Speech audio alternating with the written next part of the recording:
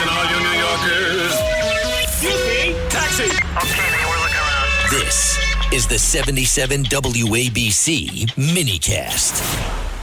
My friend Vickie Paladino, who's also a terrific, staunch soldier against Mamdani, as is Lebedo. He stopped coming on, but he's also still great. But Paladino has been terrific, and she's doing something very special in her district, District 19, to smack Mamdani in the face after he left Little Italy off of that enclave map. He's now corrected it because he's probably worried that some mobster will come kill him. But, Vickie, you did something very, very cool with your district. Tell my listening audience all about that. Good morning, Sid. How are you today? Good. It's a glorious summer day. What did I do? Well, on a whim last week, I'm sitting around, and I said, you know what? I'm going to treat this out. I'm going to call District 19 Little America. Wow, I love it. Stop right there. You're going to call your district in Queens District 19 Correct. Little America. That is right, sir. I am officially changing the name District 19 Little America. And I want to watch the heads explode. I think it's a great opportunity. I'm calling on people who feel like, welcoming. I'm going to welcome refugees from all over the city who want to live amongst the culture, as the tweet says, of the nation that they once knew as the United States, which New York used to be part of prior to January of 2026. Right. Here in Little America, we believe in private property rights, home ownership, cars, law and order, God, and the Constitution. And then I went on to say, which pissed a few people off, I'm considering building a wall. Let me know if you'd like to help. And that's just a pun. Nobody's got a sense of humor anymore. And I find that even more amusing, those who lack a sense of humor. So have at it. I'm looking forward to it. You cannot believe the responses off of this. Spencer Pratt even retweeted me. Wow. Yep. Ted Cruz has retweeted me now in this last week. Because what Mamdani is doing, and you know it too, he's trying to operate this city as a soft secession to the United States.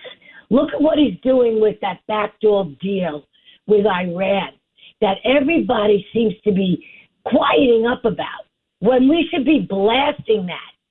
Okay, when his immigration commissioner went behind his back, supposedly behind his back, to meet with that leader of Iran when he was here with the UN. Yeah. And why are we sweeping that under the rug, Sid? This is BS. Oh, no, listen, it is. And I know that in D.C., they're not sweeping it under the rug. And the lies. I mean, this guy lied twice last week. First, he lied, like you said, behind his back. He knew all about it. You can bet your bottom dollar on that. And then he went on to blame the Little Italy omission on the immigration map on Eric Adams. I mean, this guy, a liar. Yes, the dog ate my homework routine. Right. He's 34 years old. He's surrounded by a bunch of, terrorists or terrorist activists. And you know what? The kid was sweating bullets. When he was in front of that Peloton, when he was at the gym and people asked him questions, because we all know that the reporters do not ask this man any kind of real serious questions. Oh, they're the worst. Oh, come on, whether it's Errol Lewis or Katie Honan, even the ladies I really respect, people like Marsha Kramer and people like Morgan Mackay, come on. Yeah, no, it's nauseating. And if he is asked a slightly tougher question, he scrambles about, but I watched him break a sweat. And I said, little sweat beating up on the brow. How's Zoran? When they ask you about Iran. And I was like, okay, you can blame Eric Adams all you want, love him or hate him. That map, trust me, that's all done by Zoran on purpose.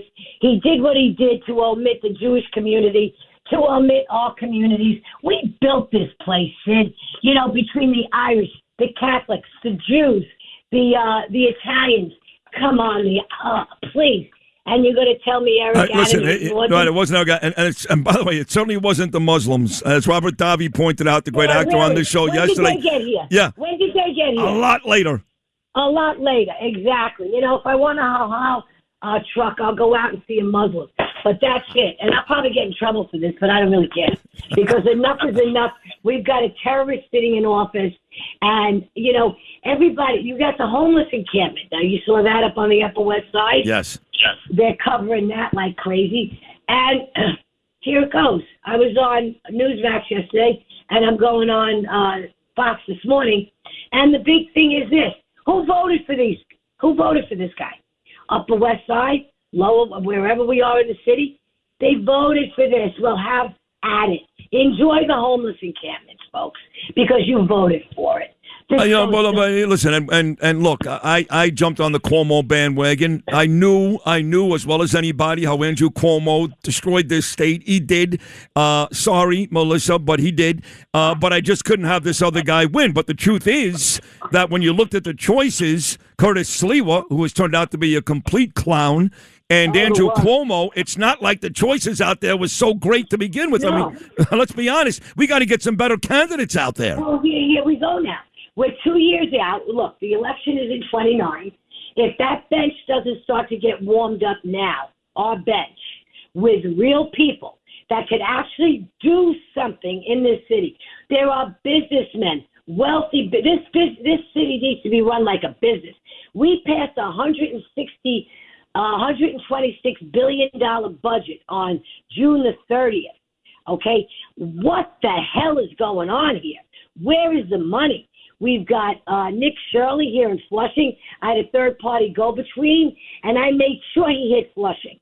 I said, we've got more fraud going on. I got my hands in 6 different pots here, and we're juggling between you on the radio, me out here. We got Bruce Blakeman. Man, oh, man, congratulations to Gabe. Thank you. Thank you. Really fabulous. My God. As a matter of fact, you're going to put me in touch with him. Because awesome. We need to get a groundswell going. There needs to be, this is low-hanging fruit, Sid. This is low-hanging I know. fruit. And, you say we need to get a ground game going. And, I get those personal messages. Look, I think Bruce is doing a magnificent job. He's still doing a great job in his second term as a Nassau County executive. He is all over the state. But folks are like, they don't know what he's talking about. He's all over the state. But I keep getting those messages that ground game, ground game, ground game. So, and people keep mentioning names to me, so I'm glad that you'll be involved in that because we need to do all we can to make sure that Bruce Blakeman wins. That's the bottom line, Vickie. He needs 33 1/3, Sid, of our boroughs. Yeah. And that's serious. That's a hard haul. Yeah. However, when you've got what you've got sitting in City Hall, let's think logically here, and you've got what you've got upstate. She's in bed with this little so-and-so, okay? And when God forbid she should win, we are dead in the water. Dead. We are freaking dead in the water. Well, that brings another question for me to you then, Vickie, because city council is important. But let's be honest, okay?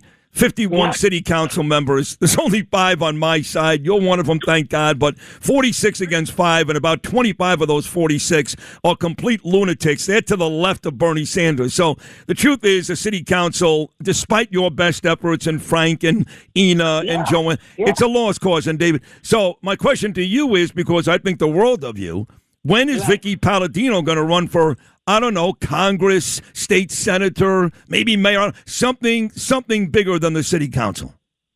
It is very frustrating. I am mulling over a lot of different ideas. People are calling me. I am mulling over a lot. I don't know just yet, Sid, but you're absolutely right. I cannot stay in the city council where I feel useless. I feel as though but, I really, the other side of it is my district depends on me so.